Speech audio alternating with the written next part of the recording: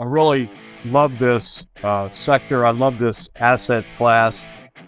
We help people out, um, not only looking for great returns, but also the tax side of this is just incredible for guys. You're listening to Alternative Investor Mastermind, where we do a deep dive on alternative investment opportunities and the lifestyle it can create. Join Jack Krupey as he presents actionable tips and tricks in doing passive real estate away from mainstream strategies. Go beyond the usual fix and flips and try less explored yet rewarding investing ventures, from multifamily properties, mobile homes to cryptocurrencies. Do not miss this opportunity to escape traditional assets and finally create wealth without Wall Street. Now your host, Jack. Hey everybody, welcome to another episode of the Alternative Investor Mastermind. I'm your host, Jack Krupey, and I have a special guest today, Bruce Von Savage from DW Energy Group. I've known Bruce a number of years. We've done some business together on oil and gas, and we're excited to do a deep dive into oil and gas investment opportunities. So Bruce, thanks for coming on the show. Hey, pleasure to be here, Jack. It's great to see you. Yeah, so why don't we start off? Why don't you just tell us a little bit about your background and how you got into the business? Well, I've been in the oil and gas industry now for 30 years. We've certainly seen our ups and downs. It is kind of a roller coaster ride from time to time. When it's boom, it's boom. And right now is a very, very good time. I was actually in the insurance game and for several years, and I was driving around door to door, just meeting housewives and husbands and selling insurance and just not really figuring out where to go. And I answered an ad in the paper for oil and gas. Sell oil and gas, brokerage deals, and make six figures a year. And I said, well, this sounds pretty good to me, not knowing apples from oranges. So I went for the interview, and guys said, yeah, sure, we'll hire you, but this is going to be tough. It's not easy, but we have good operators. We do find oil, and we have happy investors. So I sunk my teeth in, and I dove in. I learned as much as I possibly could and worked, 12, 13, 14 hours a day to really sink my teeth into this because I was very passionate about it. About oil and gas. Okay, what is oil and gas power? Just about everything in life. There's 6,000 products that we use on a daily basis. The cars on your the tires on your car couldn't be made without petroleum products, paint, siding, a lot of natural products that we use on a daily basis are made out of petroleum. And for that reason, it will never go away. If we think about it on that side compared to energy, which that's never going to go away either. Electric cars are not going to be the wave of the future for at least my time. I'm 58 years old. I can't see them ever kind of taking control of the marketplace there, but I'm getting ahead of myself. So anyway, I went to work, and I really love this sector. I love this asset class. We help people out, not only looking for great returns, but also the tax side of this is just incredible for guys. Nobody wants to, write a huge check to the IRS. We all pay them enough as it is. I mean, we're giving the farm away in a lot of cases, and this can greatly alleviate people's burdens when they're writing a check to the IRS. So there's a couple different sides of it, but you have to partner with the right companies. Who are the right companies? I mean, you talk about Continental Resources, you talk about Marathon Oil, you talk about Hess. Most guys out there just don't have the opportunity to, get with those companies and be able to drill wells with them. Even if you took them, for example, $5 or $10 million that you had, you said, hey, I want to be your partner. They don't need you. They've got plenty of money. They don't necessarily want you. They don't need you. So kind of our niche at DW Energy Group is we found a way through our land resources to come in on the lease side. And when these wells are proposed, come in, get in on the lease side through our significant land resources and lease part of the acreage. That allows us to be involved in the drilling of these wells with literally multi-billion-dollar companies, world-class companies. These are massive, massive wells, 2 miles deep, 2-mile long horizontal legs, and the production coming out of the ground is massive as well. And with those, you're getting 600-700 barrels a day in most instances out of these wells, with millions of cubic feet of natural gas. So it's been a very good marriage for us. We're a 14-year-old company. We've cut our teeth a long time ago. We've participated in over 500 wells now, and it's been a very good marriage with these large companies. I mean, we've had a very good run, and we will continue to have a good run.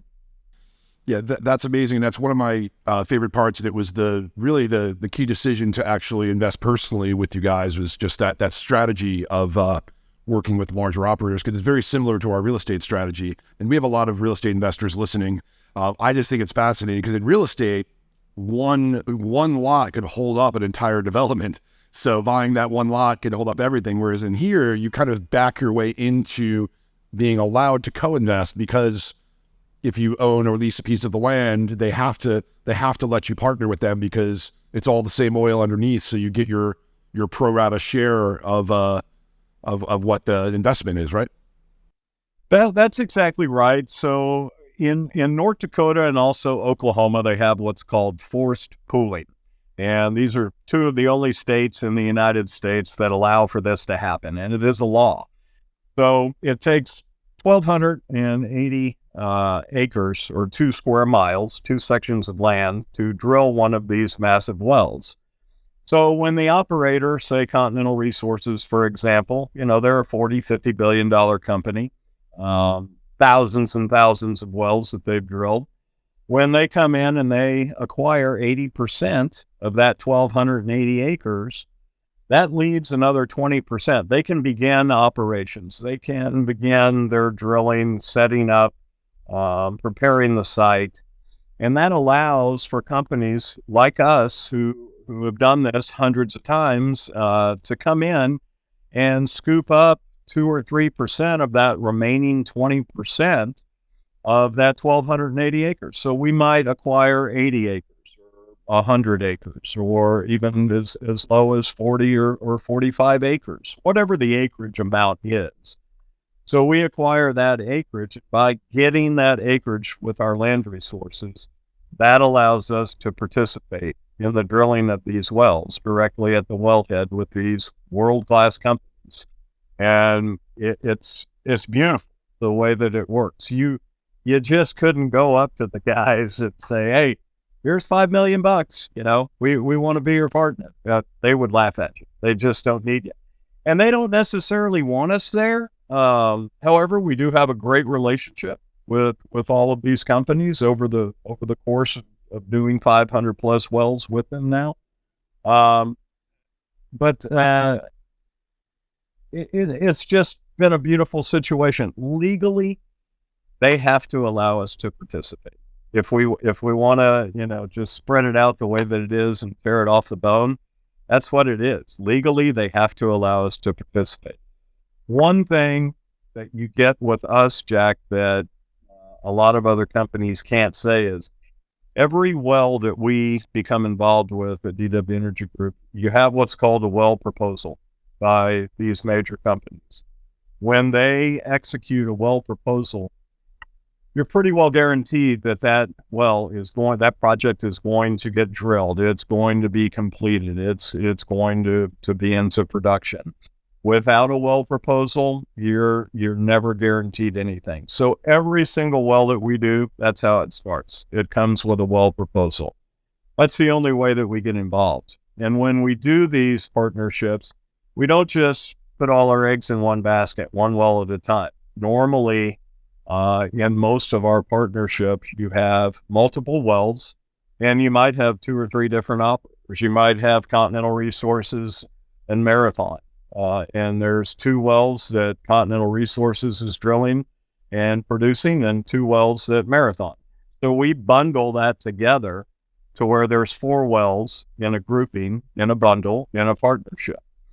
And I mean, just typically the production on these things is massive. Bare bones minimum, 400 or 500 barrels a day. I've had wells here recently with a Marathon project come in that you have, like Ken Wilkins is in on. That is, those wells are producing almost 1,000 barrels a day. So I mean, the production can be quite large, and then the returns are quite large as well. Yeah, and I could speak a little bit to that on my personal, I've tested, I've been 3 different deals, and my first and second deal, I have 40% of my money back already in 12 months. And I think within 3 months of investing, it was producing, and then it just took another, a few months to process the checks. But I think my first check was 9 months after an investment, and it was 10-15% of the initial production because it was a few months. So the returns have been solid. You alluded to taxes before, but let's do a little deeper dive on taxes, and let's just use 100,000 as a round number. Let's say, and this is very, very good for people with W-2 income. Real estate investors, we're spoiled because if you're a real estate professional, it doesn't matter. You have basically any real estate deal you could depreciate. But if you're a doctor, a higher earning tech professional, anyone with a W-2 or your primary business, that's considered active income, and it's really tough to find write-offs, and this fits right in that wheelhouse. So tell us how it works from a tax perspective. Sure. So, you have what's called an IDC, tangible drilling cost write-off, things such as labor and fuel that can't be recouped during the drilling phase. And the government, believe it or not, they give us a tax break on this stuff. If they didn't, a lot of these oil companies, and that's another key issue to speak about. The government's been trying to do away with these write-offs for well over 100 years now. They've failed at every attempt. I think they'll always fail. And here's the reason why. If company did not have this tax break, the oil companies, the big oil operators, if they were not allowed this break, most people would pull up stakes and they would go drill elsewhere. So for that reason, we do need oil and gas here in America. We will always need oil and gas here in the United States and worldwide. It's not going anywhere. So that tax break is going to remain in effect. You may hear a lot of things about it, but it's never going to go away, trust me. So you're getting on average anywhere from, I think our lowest was about 80% this past year for our K1s, and we had some North Dakota stuff that actually got as high as 94% in intangible drilling cost write-offs. So that first year tax deduction is huge for everybody. What else can you do where you're literally almost guaranteed in real dollars, almost 40% when it comes down to real dollars? So out of 100,000, you're getting, let's say, an 85% write-off. Then you're going to times that by your tax bracket, and everybody has their own situation, personal situation, and we're certainly not advising anybody on taxes. I mean, check with your accountant. But most of our partners will come back and tell us, hey, about 40% of what I put in, I got in a write-off off my bottom line. So what else can you do out there that immediately when you write the check, you're knowing, okay, well, out of 100,000, I just got 40,000 back the day I wrote the check.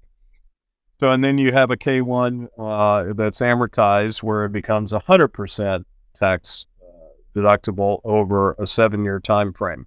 But that first year is the huge write-off that can really alleviate your burden. And then on the revenue side of it, not to interrupt, but just on the revenue side of it, we have what's called a depletion allowance. So you're depleting a natural resource. 15 cents of every dollar of revenue that comes out of the ground is tax-free as well. So you get it not only on the front side, but you get it on the back side also. Great. Thank you for explaining that. It is really powerful. I mastermind with a lot of our friends, clients, investors, and someone asked me last fall, what is the highest return on investment I can get, on something I'm investing in right now. And, he was a high W-2 earner, and I said it's 100% oil and gas. If you invest in December, you're getting a 40% return by lowering your taxes immediately. And then obviously the investments themselves need to produce, and they've been doing well. With that said, I mean, there's risk in everything. And, I recall, 2020, during COVID, oil prices cratered. Talk a little bit about, when what are the risks, and what could go wrong? That's exactly it. The risk, we are, indeed tied to the fluctuation of the commodity. I mean, if oil goes to 120, then obviously our returns go up. What our kind of sweet spot is, Jack, is anywhere $65 to $70 oil, we can still make very, very nice returns on a monthly basis. I mean, let's go anywhere from 2 to 4% kind of at that pricing. What we really can't afford to have happen, and I don't think anybody believes that this will happen in the certainly the near future or within the next, let's say 4 to 6 years, is oil goes down to $30 or oil goes down to negative numbers again. Because we are tied to it. I mean, we would still make a return, but we're not doing this for 0.25% a month or 0.5% a month. I mean, we're doing this for much larger returns than that. So I don't see that happening. Everybody else that all the major banks globally, I mean, I think that we're in a good spot for the next 5 or 6 years with oil prices staying at least, I think we've seen the floor at maybe $75. We haven't seen a ceiling again yet. We do feel that the price is going to escalate up through the remainder of 2023, and we may see triple-digit oil again, which, the returns are through the roof when that happens for us. So what are the risks? That's the main risk, is the price of oil. The second risk is, can you find oil or not? And what we've done to kind of alleviate that risk is by partnering with these major companies. These wells are expensive to drill. I mean, it's 4 miles of drilling. They can run anywhere from $6-7 million and upwards of $10 million in some cases. So the major companies in these, the Continental Resources, the Hess, the Marathon Oil, they have 80% of this. They're paying 80% of that $5 or $6 million. They haven't gotten to where they've gotten success-wise in their history by failing.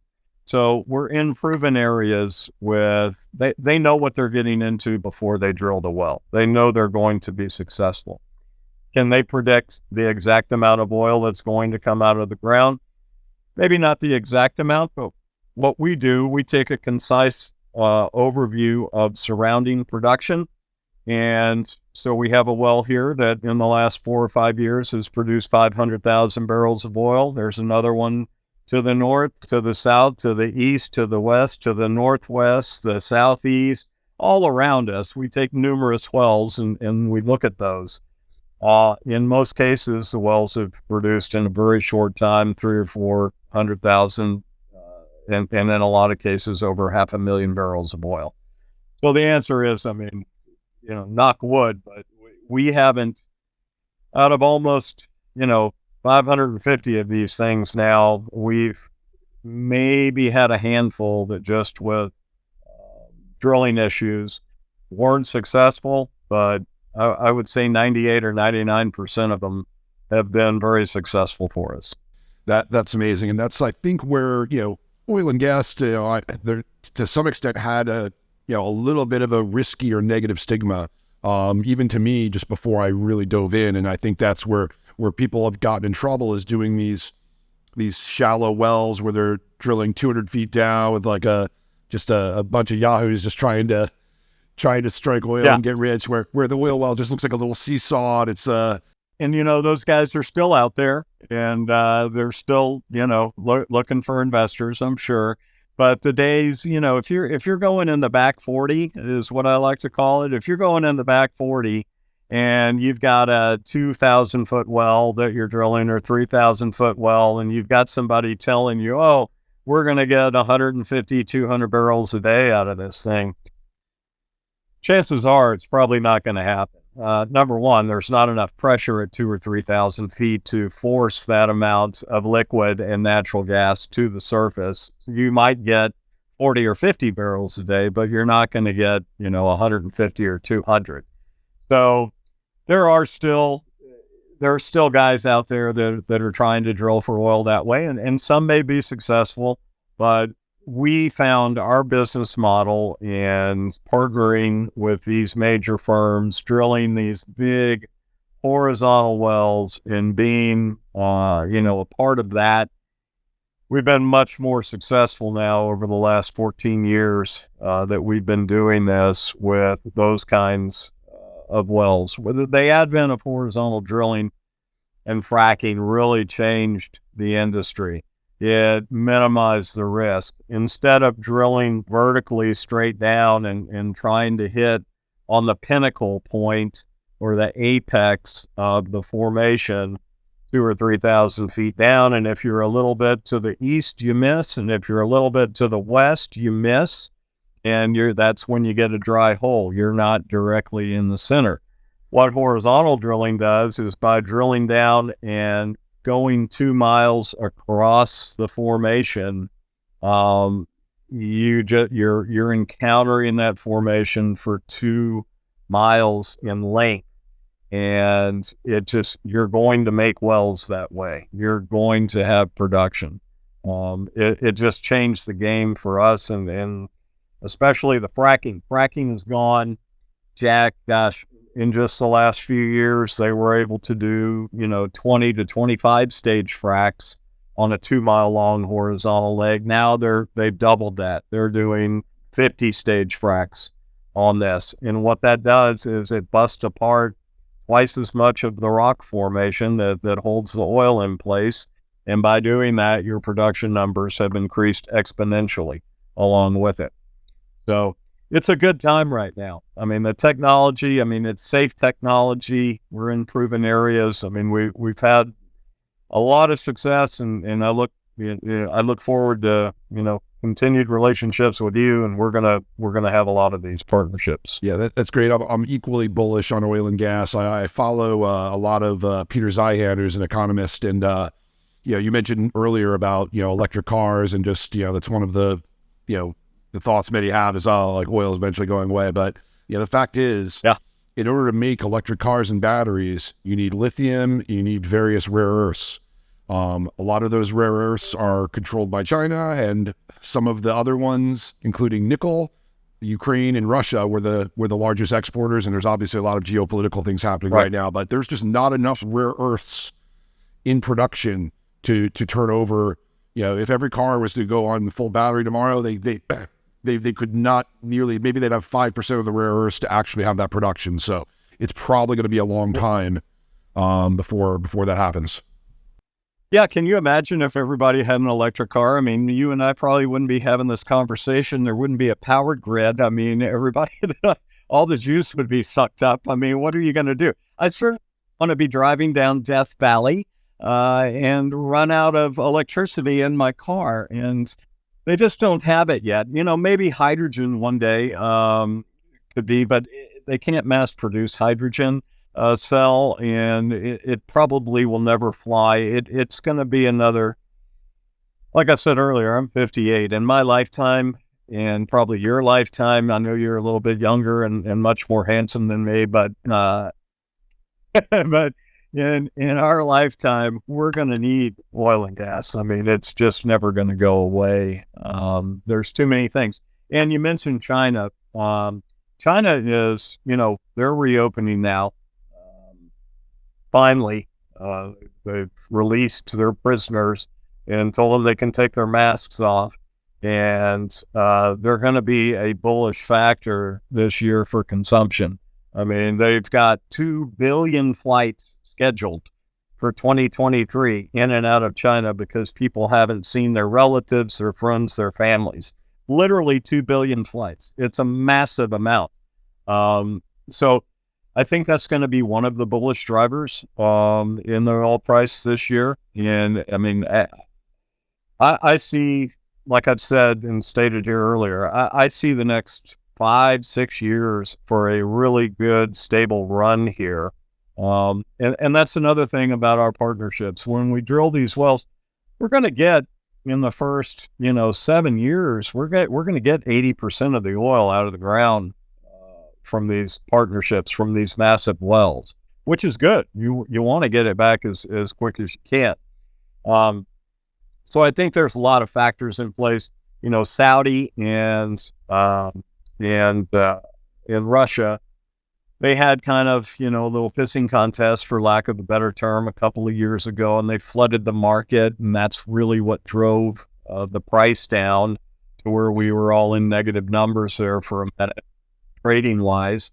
And I think it ended up biting them in the butt, so to speak, and I don't think they're going to do that again, certainly not Russia with the war. Saudi wants the price high. They pay each Saudi citizen gets an oil royalty check. It's kind of like their Social Security. So they've said all along they want the price at 80, and normally they get what they want. They do still tend to control everything. So I think we're in a great spot, man. We're in a very, very good spot. It takes a lot of accounting. There's a lot of processes that we do behind the scenes to get all of this done and make it run so smoothly and make it really easy. The end result, for all of our guys, we'd love to take care of as many as possible, and we're kind of a village as a whole. We invest in all of our stuff as well. So, I mean, we have skin in the game, and, the more the merrier, because the more properties the more leases we can get, the more wells we can partner with. So it's kind of a village as a whole. That's been our business model from day one, and it's not going to change. I mean, we just don't get greedy, and we'll just keep on rolling for as long as we can. Yeah. Let's talk through the process. If someone is interested, as I was, just walk through sort of, what happens, how often are deals coming out, and if someone's interested, like, what is the process to kind of review, subscribe, and get Sure. paid? Yeah, well, I mean, it happens all the time. What we normally do is we'll reach out if somebody's interested. I'm going to try and inundate them with as much information about us as possible. Our website, dwenergygroup.com. You can go on there, and we've spent a lot of money on our website, quite frankly, to make it very user-friendly, but very informative. There's a lot of valuable information that somebody just getting started could go there. I like to have a conversation with all of my guys personally. We go email back and forth. So the process would be, I would send them information about us, show them, the tax benefits. We normally come out with an offering at least once a month, sometimes twice a month. Our goal is about 20 to 24 partnerships for the calendar year in 2023, and I think we'll be able to achieve that. Then I would put someone in our system, obviously begin a dialogue with email and information, and then send them the current offering. And the current offerings have all the geological summary, everything about the operator.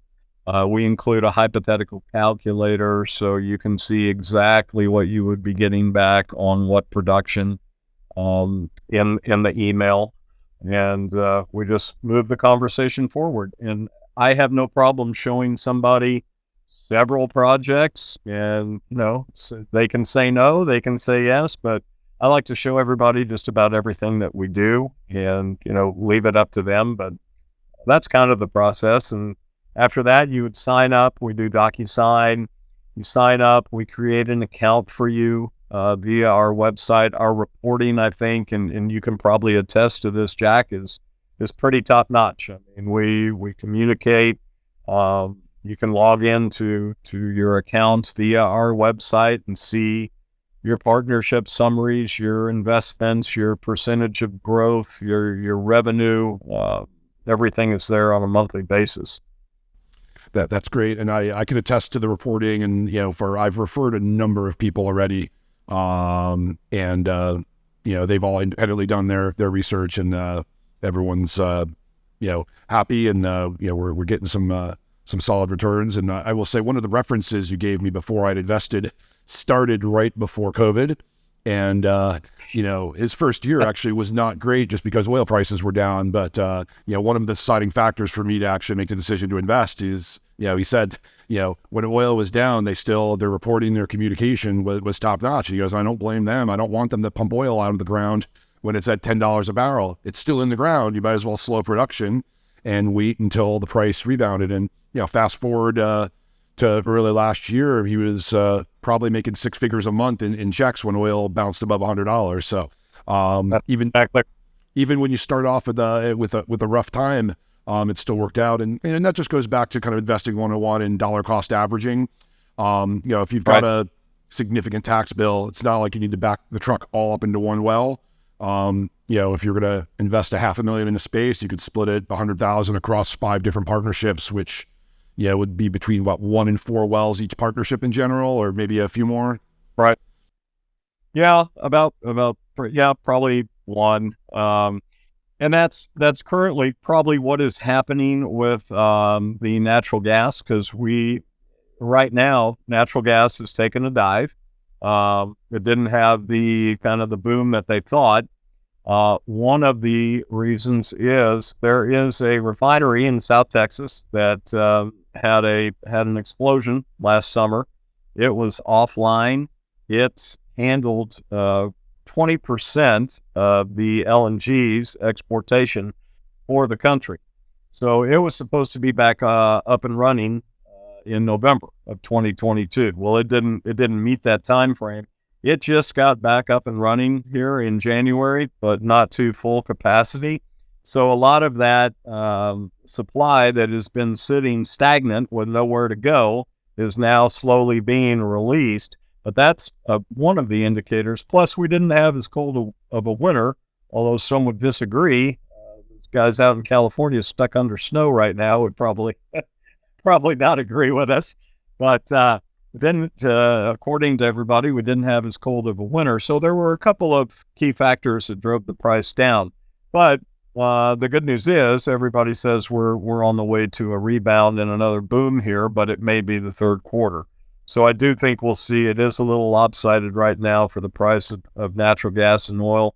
I do think that we will see it rise back up. We'll probably get back to 5, maybe 6 by the third quarter, but it's just down right now. So going back to the point, a lot of these, because we have wells that are producing 30 million cubic feet of gas a day with Continental Resources. So instead of producing 30 million cubic feet of gas a day, which is an enormous amount, at $2.50, I mean, let's choke it back to maybe 8 or 9 million cubic feet of gas a day.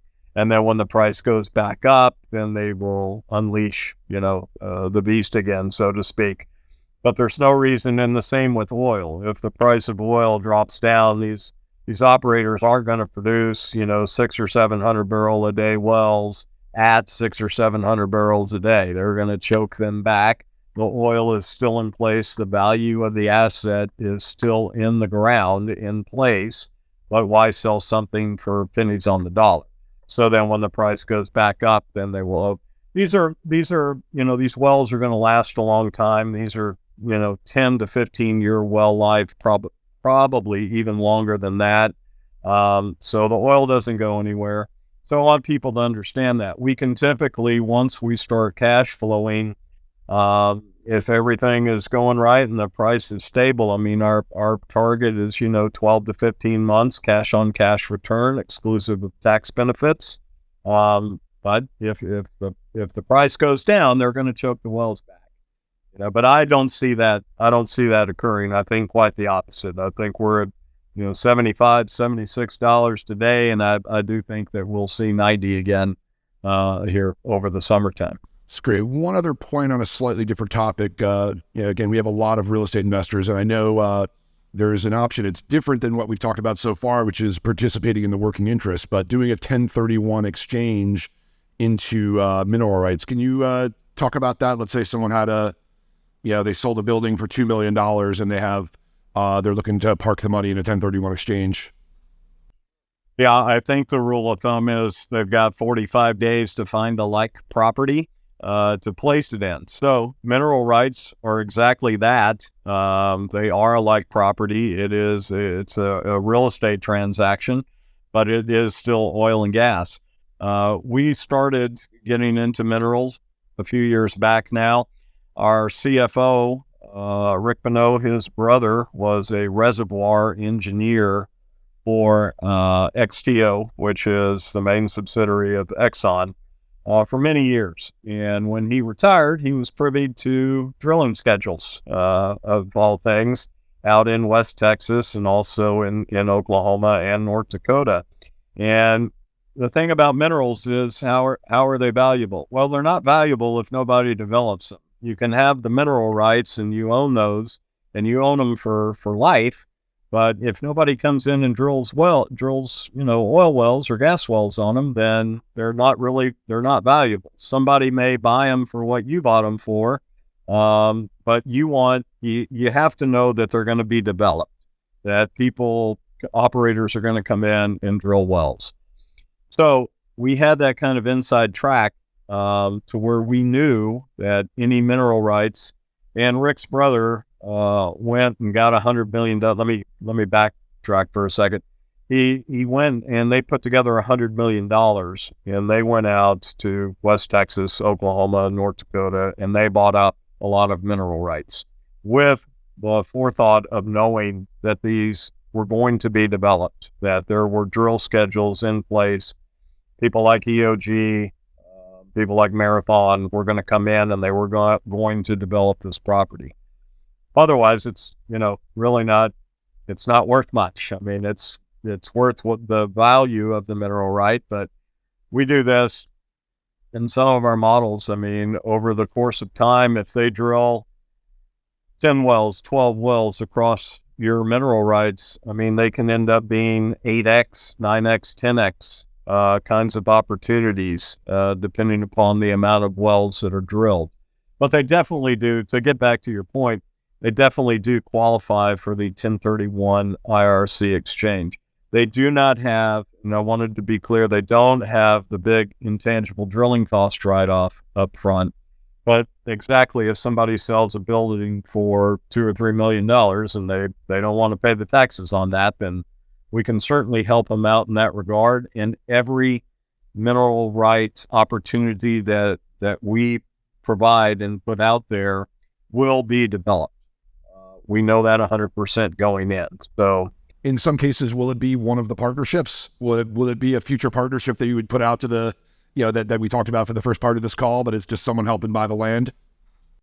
Yes, we would put it out as a partnership, and we have done so in the past. It's our relationship kind of began after we had done the last one, but I think that we probably will have 2 or 3 of those available this year. We've got some opportunities we're looking at right now that have been presented, and we'll probably squeeze them in. I think they'll be part of the deal.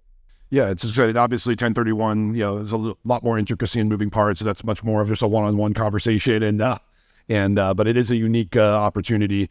Those that don't have a debt component, I know some 1031s you need to replace. If you had a mortgage, you need to replace a similar amount of debt. So this is really, Right. It's a unique opportunity for the right type of 1031, but I didn't really even think of 1031 into oil and gas until you'd mentioned it. So I thought it was worth putting it out to the audience.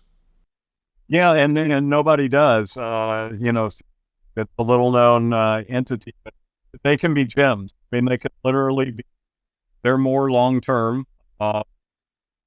Somebody might not come in and drill there right away. It may be a year before somebody comes in and drills. But when they come in and drill, they're normally going to put down 10 to 12 wells, back to back to back to back to back. And then the mineral rights owner, they get paid off the top.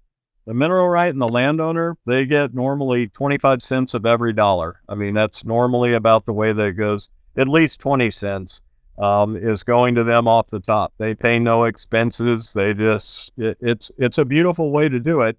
And I wish we could get more of them, believe me. But, the drilling partnerships that we have are fantastic too. Awesome. Well, it's been a ton of great information, and would encourage everyone to reach out. If you're a high W-2 earner, if you've got active business income, it's a great option. And at a minimum, even on top of the tax benefits, it's a diversification outside of Wall Street. We preach getting off the Wall Street roller coaster. And, I firmly believe that, any higher earning accredited investor should have more money in alternatives and partnerships and less money in the traditional financial products. Yeah, I couldn't agree more, Jack. And, part of the key is relationships. And, I have a great relationship with you, obviously, and I try to treat everybody the same. And I think, we're more of still in the service industry. You got to communicate with people. You have to go the extra mile. Again, I think the way that we report and obviously minimizing the risk with partnering with these major companies and being able to, in essence, ride their coattails is a great strategy, and it really works. And, I would love to have a conversation with as many people as we can possibly help. And I really appreciate your time. Absolutely. Thanks again for joining the show. I'd encourage everyone to reach out to Bruce. We'll put his information in the show notes. And please do mention that you heard the podcast when you reach out too, because you get special attention. Yeah, I'm sure Bruce, you treat everyone well, but some special attention if it comes from our network, because we've got, I think, over 10 different investors in kind of my informal mastermind circle that have independently reviewed and are investing in various deals. So it's been a great partnership. It'd be my pleasure, Jack. Great. Well, thanks again, everyone, for listening. Please give us a 5-star review on iTunes or Spotify if you like what you hear. Subscribe to our YouTube channel, and we'll see you on the next episode. Sounds good. Let's do it again. Yes. Everybody have a great day. Advice from the experts by subscribing to the show at alternativeinvestormastermind.com. Become a winner in the world of passive investing today in alternative investment strategies. Thank you for joining us. Until next time.